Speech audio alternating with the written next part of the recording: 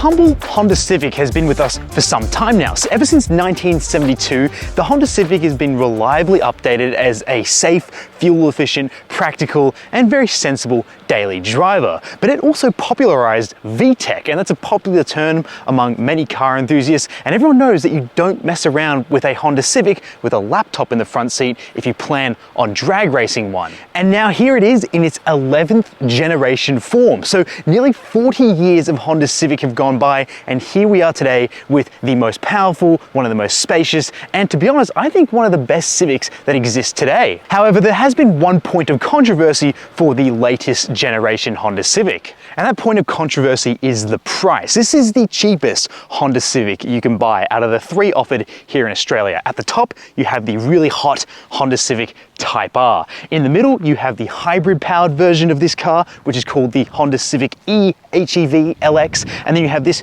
pure petrol, which is a turbocharged petrol motor, which is called the VTI LX. And this one here is priced from $47,200. And yes, that's a drive-away price, and it is on the upper end of the hatchback market compared to where this used to exist. There's nothing cheaper than this model here, but I really think Honda have done a really good job of backing up that increased price. It's not just a price increase for the sake of it. I really think the equipment, the design, the build, the drive, all are helping justify that higher price tag. So I spent a week with this car to let you know if this car is worth buying compared to its competitors like the Mazda 3, and even if it's worth spending more compared to something, say, like the Hyundai i30 hatchback. But here's the second thing I think is quite interesting about this car.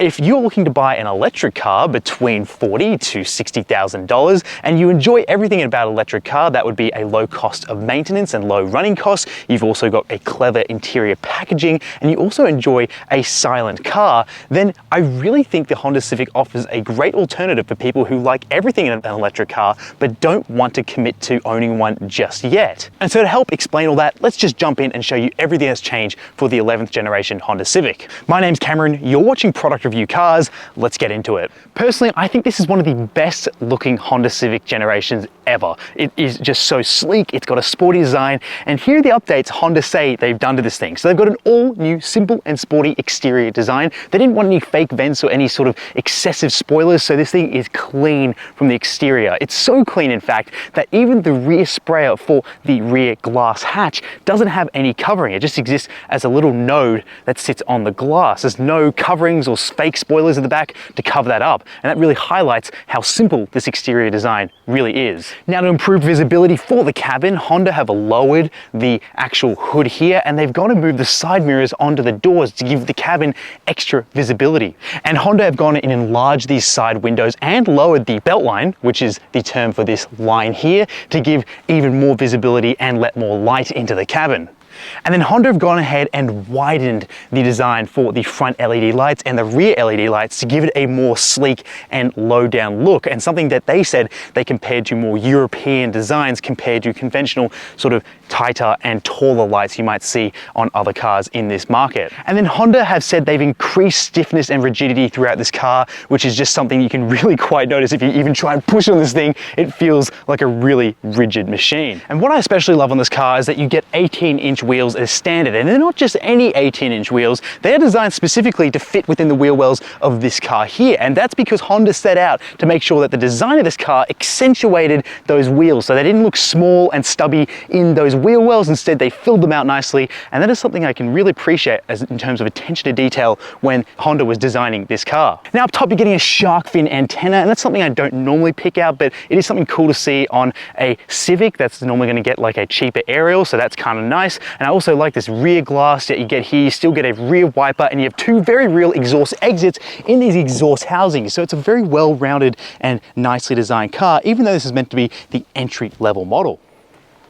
So this is straight from Honda when they say this. This is an all-new interior, and it's the first production example of a new Honda design direction. And it's designed using a man maximum and machine maximum approach. We'll learn what that means in just a bit. So there's a low cowl and low belt line, like I mentioned, on the outside for improved visibility, which I can definitely say this car has great visibility. There's a simplified dashboard surfaces to reduce distractions and reflections. So you've got this sort of, pretty traditional type material seeing up here, but I guess they don't want anything overly reflective up here, which you can appreciate because yes, there are no real reflections happening up on the windshield, where some other cars might have a heads-up display that creates a reflection. So I guess that's what they were going for. They wanted a simple and easy to use layout, and I can say this car is very simple and very easy to use. Now here's the really cool thing. They have this new body stabilizing seat, which are these seats that I'm sitting in now, and they're meant to enhance for long drive comfort, and I can say they are extremely comfortable. They're so comfortable, in fact, a passenger that I didn't tell them these seats were updated to make them more comfortable said they were very good seats. So that's something that doesn't really get pointed out in cars that I review. So yes, I can say that these new seats do a very good job of keeping your back and your hips and your legs all comfortable for longer drives. Now here's the biggest change on the inside, the high quality switchgear used throughout the cabin. That is something that Honda says they've implemented here. And I can say every physical interaction you have with this car feels quality. And it's a ridiculous statement to make for a Honda, because you think, hey, this thing's meant to be affordable and cheap and all these, you know, there's gonna be plenty of plastics. But no, this is something that is punching so above its weight. It's almost gonna beat Mazda at its attention to detail game. And I think it has beaten Mazda in terms of all of its attention to detail to every interaction you have with this car, whether you're pressing buttons on the steering wheel or whether you're adjusting the air vents here on the dashboard. It is insane. Just take a listen. Like, it's unreal. And then,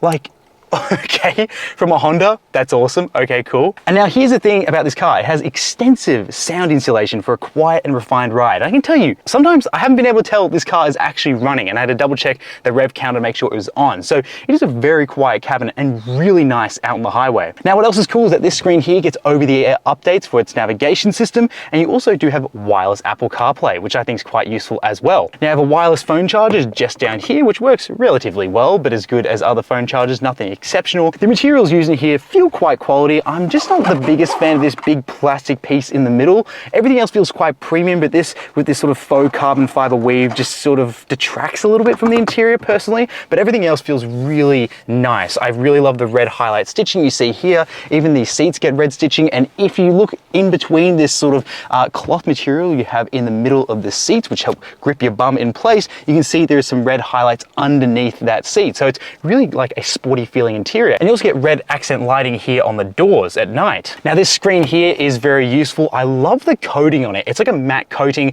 and it really does a good job of keeping fingerprints at bay. Even though over time fingerprints will build up, it's not as quick as a screen that does not have this coating. Now it's a really easy to understand UI, and I really only use it for Apple CarPlay, and I don't really use it for anything else. I love the fact that you have your physical volume controls and physical media controls up here as well, so there's nothing hidden in the screen. Of course, you have your physical climate controls, which are very nice to interact with, and they're dual zone, and you do have heated seats up front. You have two USB ports. You also have a 12-volt socket, so there's plenty of places to charge. Two nicely sized cup holders, but unfortunately for a large water bottle, you're not going to have anywhere to store it, which is something I found with my big water bottle that I use daily.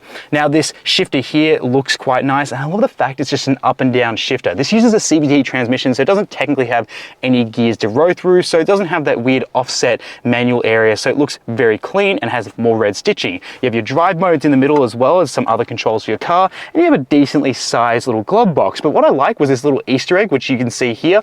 And if you look right there, there is a little schematic for the original Honda Civic, and then it says the Civic history goes on ... which is really kind of cool, and I do like that quite a lot. Now this driver's display is kind of interesting. At first I thought it was a fully digital driver's display because of how seamless the integration is of the screen in here. Now the only analog dial is the actual speedometer, but everything else on the left hand side and in the middle is all digital. So your rev counter has a digital display, and in the middle of all of it you can go through a bunch of different trip menus, and you can see what audio is playing, all that sort of stuff. And in the middle you're just gonna have your basic readout of your speed and other car information. And of course you get metal finished pedals down the bottom. So this is a very premium cabin. It's very simple and easy to understand, but it doesn't feel cheap. It feels very upmarket and very nice to interact with. And of course this car has this honeycomb grille running across the front of it, which I really like. It adds a bit of retro flair in here, and it feels really premium to drive around in a Honda.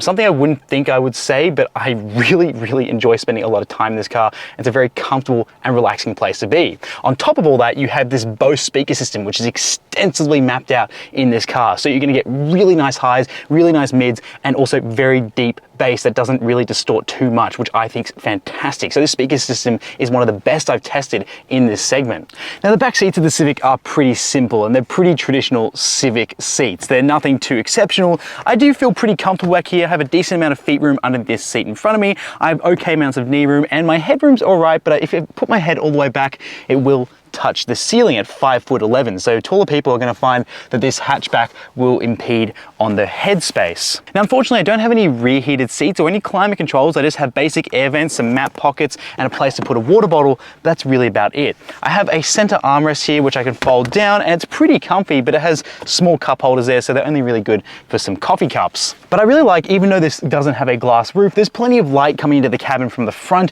and here at the side, we have this rear privacy glass, so I feel like I could have a nice sleep back here if I needed to go on a long trip. So these seats are very comfortable, they're practical, but they're not as special as sitting in those front seats. And yes, the Civic is still a hatchback, but this is a manual opening tailgate, and so you're gonna have to watch the top of your garage because it sort of opens a bit high. Now, to block the vision in the back here and create a cargo cover, you do have a little piece that permanently sits in here, but then you have a gap, and that gap is actually closed by pulling this little handle right across like that, and then you just create a little bit more blocking so no one can look in and see what you have in your boot, which I think is quite cool. And I really like the storage solution for this because it's not some flimsy weird thing where you have to store it underneath the boot floor or leave it in your garage. It sits nicely here and it's a really clever solution for creating a cargo cover. Now you have 404 liters as this boot sits right now, but there actually is a false floor here which you can open up, and under there you have an additional 40 liters of cargo space. So just like an electric car, you have an enormous amount of boot space. And for some, they might see that as the front trunk area, but it's put underneath the rear boot here, or just like a Tesla, you have extra space underneath the boot floor. And it's not just a little space, it's a whole 40 liters. And of course, you can fold these seats down easily in a 60-40 split to give you even more space. And thanks to this really large hatch opening, this is going to be an insanely practical car to take large items in. But something that sort of irks me is that you can close it by pulling here on this tab, but these little grips here are just a bit too shallow. So you're gonna have to work on your rock climbing finger strength to be able to close this smoothly, because I've found on a number of occasions my fingers have slipped out because these are just a little bit too shallow. I'm not too sure why we couldn't cut those all the way through to create a handle. And so while we're talking about practicality, that brings me on to warranty, servicing, and reliability. So under the bonnet here, you get a 2-liter turbocharged VTEC motor.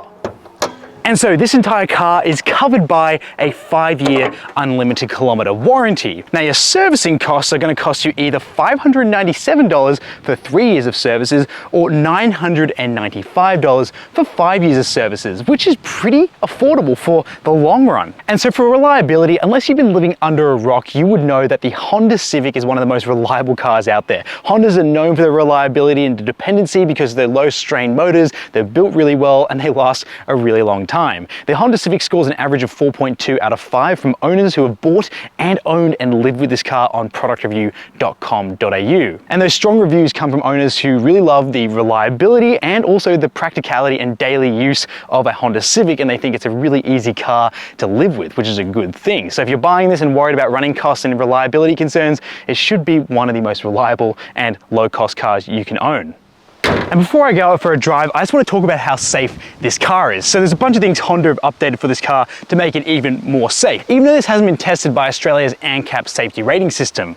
So Honda says it has a next generation advanced compatibility engineering body structure, which is optimized for oblique collisions. So maybe more unique or off-center collisions should be a bit safer. You have a new standard knee airbag for the driver and front passenger. You have improved pedestrian protection with a new embossed hood structure, so it means that you shouldn't really hurt people if you crash into them as much as you could in the old one. It has an all-new wide view single camera, reverse camera, which is okay, but I would have liked to see maybe a few more cameras here for a car that costs this side of $40,000. You've got a traffic jam assist system, which allows you to crawl along in traffic using the radar cruise control system, which works quite well. And you have an updated adaptive cruise control and lane keep assist system, and you have a blind spot information system and rear cross traffic alerts coming through to your car. So this is probably one of the safest Honda Civics you can buy. Even though it hasn't been tested yet, you can probably bet on this thing passing as a 5 out of 5, but I'll hold my judgment until it actually gets crash tested. But with all that safety tech and building on the previous car, which was a 5 out of 5, you could guarantee that this is going to be a relatively safe car in an accident. Now, that's a lot of updates. So this car looks great sitting still, but you want to know if it's actually good to drive. So here are all the biggest changes Honda's made to this car. Well, it gets a 1.5 litre turbocharged petrol 4-cylinder under the bonnet, producing 131 kilowatts and 240 newton meters of torque on 91 RON fuel. If you put 95 in it, you're going to get 134 kilowatts, which is pretty cool. It still uses VTEC, which is Honda's term for variable valve timing, and it means that you're going to get a good distribution of power and torque across the entire rev range, rather than seeing it dip off later in the rev range, which is something that they popularized with their earlier motors, which are more naturally aspirated, but now we still get it with their turbocharged range, which I think is pretty cool. Now we have a CVT transmission here, which has been extensively worked on to make it feel anything but a CVT. It's meant to feel something a bit more dynamic and less rubber bandy, as Honda puts it. So we'll see how that goes when we're out on the road, but I can say from my previous tests with this car and my week with it, it is one of the best CVT transmissions I've driven. And then we're getting a sport mode in this car as well. Now here's all the technical things for this new 11th gen Honda Civic. We're getting a 35mm longer wheelbase, which would be better for more stability and comfort. And you're also getting a 12mm wider rear track, which is better for handling. We have improved straight line driving and steering stability. We have a lightweight rigid aluminum front subframe. We have low friction front suspension for improved ride quality. We have new rear compliance bushings for improved ride and handling. We have updated power steering for improved feedback, low drag front brake calipers as well.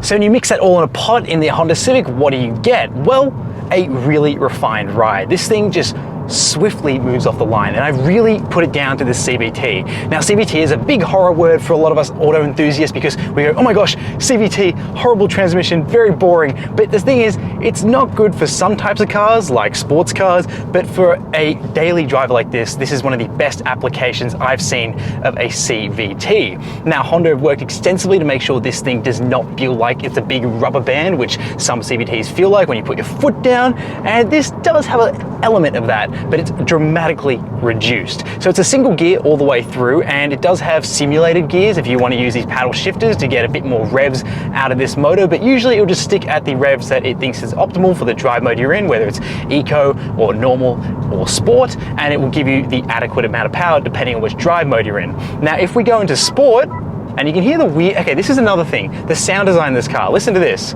If you go try and shift above sport into your little drive modes, it's like a video game. It's kind of funny. And sport mode won't let the revs drop below 2,000 RPM to make sure that we're in the optimal amount of performance, and we can put our foot down and go. There's a bit of delay there, but you get going and you get moving. It's no Honda Civic Type R by any means, but it's still, you know, relatively responsive. And I do like how the CVT just creates for a single smooth acceleration, and it's very much like an electric car in that way, if that's what you're looking for, that smooth acceleration without any significant gear changes. Now, I like to drive around in normal most of the time, and then if you really want to save a bit of fuel or really go into something a bit more subdued, you have this Econ mode. It's not Eco mode, it's Eco with N on the end, so Econ. And it's just meant to save you a bit more fuel and sort of makes the air conditioning work a bit more efficiently. Now, what I've noticed especially as well is at low speeds, the steering is nice and loose, and then it is very noticeable when it starts to improve and reduce its steering ratio. So it means that when you're at higher speeds, you don't have to move the steering wheel as much, but when you're at low speeds, it doesn't require much effort at all to move it around. But it's very obvious here in the Civic, but it's not a bad thing, but it just does feel a little bit disconnected, which is something that if you're looking for a bit more driver engagement, I'm not too sure why you'd be looking at this car if you want more driver engagement, but if you do, it's not really there compared to something like the Mazda 3. And so these 18-inch wheels that Honda have put on this car do not ruin the ride quality at all. It is really quite nice. There's a bit of road noise coming through this car on these coarser roads, but it's relatively quiet. And you know what doesn't make a huge racket? The motor and drivetrain. It is so quiet, it is actually kind of ridiculous. Now, of course, it's not completely silent, but everything is just so muted. And then once you have your speakers going with a phone call or podcast or music, it is just so silent here. And it's got really no amount of weird wind noise happening on the outside too, thanks to this sleek body. And it's really easy to look out and look over your blind spots. And I found it super easy to commute day to day in this thing without worrying about any sort of awkward hitting cars or objects, because this car has great visibility. Now, as for the brakes, they're nice and smooth and they feel like a big pillow that you put your foot into. So you put your foot into it and it just softly comes to a stop. It glides to a stop. It's still not as flat as Mazda's braking setup, which I think they do a really wizardry job of making sure those cars stop flat, but it's very close. I do like how pillowy it is. So it means that you can modulate between your brake and your throttle and you're not sort of upsetting the ride of the car. Now, as for the fuel economy here, it hasn't been as good as I would have liked. So it's around 9 litres per 100 Ks as indicated by the car here. Now, if you want a bit more fuel efficiency, you'd be sticking this into econ mode, or you'd be going and spending a bit more and getting the hybrid version of this car, which would sip less fuel thanks to having an electric motor thrown onto this car. But that is the price to pay for a turbocharged 4-cylinder, just to get a bit more power out of it, rather than having like a wheezy, naturally aspirated motor. Now, the handling is actually ridiculously good in this car. I've had a lot of fun throwing this thing through corners, and this thing just hooks and grabs and goes. It's got a nice low center of gravity. These seats grip you in nicely because of the materials that they use, so that cloth grips your bum into your seat, and it has nice lateral support as well. And so you just really can hook it through a corner and feel like you're almost emulating what a Honda Civic Type R might drive like. So it's actually a bit of fun to go through corners, and thanks to that wider rear track width, it doesn't really get too upset. So you can sort of corner and hook and actually have a bit of fun with this thing. And then I found the radar cruise control really easy to work, and it works really well as the active lane keep assist. It keeps you nice and center in the lane, and I actually found this car to be an absolute treat to drive day to day. And to summarize what I think this driving experience is like, it's a tight, taut, and well thought out car. It's really thoughtful in terms of how it drives and handles. There's no weird knocks or weird sounds. It's nice and tight in terms of its throttle response and also the steering response and how this thing handles. And there's no weird rattles, squeaks, or anything going on in this car that you just don't think should be there. It's a really nice, high quality feeling cabin, and it drives as a more premium product, in my opinion, compared to a cheaper hatchback. And it definitely goes to show that they have put a lot of effort into the 11th generation Civic, and it definitely makes it one of the most pleasant hatches to drive around day to day. Now, that's something I didn't expect. I did not expect I was going to be this big of a fan of the new generation of Honda Civic. I wasn't that excited about the new Honda Civic when it came out. I was a bit like, new Civic. I heard people saying good things about it, but actually experiencing it and living with it, it is one of the best hatchbacks I think you can buy today. It's super well thought out. It's really nice to drive. It's pretty luxurious on the inside for a Honda Civic, and it also has a pretty low cost of maintenance, which I think is quite appreciative. And it's really simple and easy to use every day, and that's something you want in your daily driver. It feels nice, it doesn't feel cheap, and it doesn't feel like they're cutting corners anywhere obvious. So I think that is a great trait for this car. And if you are liking everything about electric cars in terms of that clever interior packaging, they've also got a low cost of maintenance, and they're pretty low cost to run, and they also are pretty silent. That's everything that this Honda Civic offers, except it's a petrol powered car. So I really do appreciate how cleverly packaged and well thought out the latest generation of Civic is. And if you do want some electrification, you can spend a bit more money and you can get a hybrid version of this car. Now, this has been the review of the entry-level Honda Civic, and if you want to see me test the hottest Honda Civic ever made, the Type R, you're going to have to smash that subscribe button so you don't miss out, and make sure you leave a like or dislike and leave a comment to let me know what you want me to check out in that car. And that will let Honda know that you guys want to see that on this channel. Now, make sure you don't miss out on any behind the scenes content by going to TikTok and Instagram to follow us there at Product Review Cars. Thank you so much for watching. My name's Cameron, you're watching Product Review Cars, and I'll see you in the next one.